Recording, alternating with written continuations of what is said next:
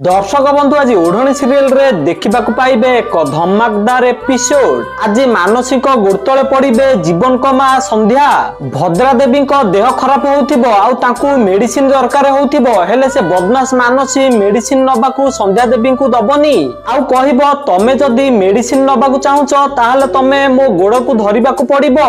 मानसी एमिति कहले संध्या मानसीर गोड़ को धरिबा को जाउथिबे आउ ठीक सेही टाइम रे ज्योति आसिकी संध्या को अटकई देबे। तापर ज्योति कहबे माँ बापा पादरे स्वर्ग अछि एमितिका भूल काम होतिबा मु देखि परिबिनी। तापर मानस कहबो अच्छा ताले माँ ठाकुराणी मरिबार तू देखि परिबु। तापर ज्योति मानसी को कहबे मो ऊपर तोर सब राग ना ताले मु तो गोड़ धरुची। तापर मानसी कहबो ना ना खाली सासु माँ मो पाद को छोइबे।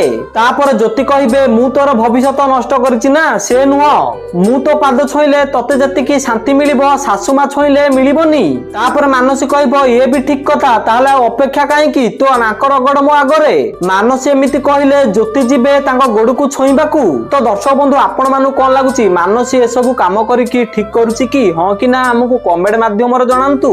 आ ओढ़णी सीरियल रो सब टिकमिक अपडेट सर्वप्रथमे जानिबा पय हम वीडियो गोटे लाइक करी चैनल को सब्सक्राइब कर दियंतु।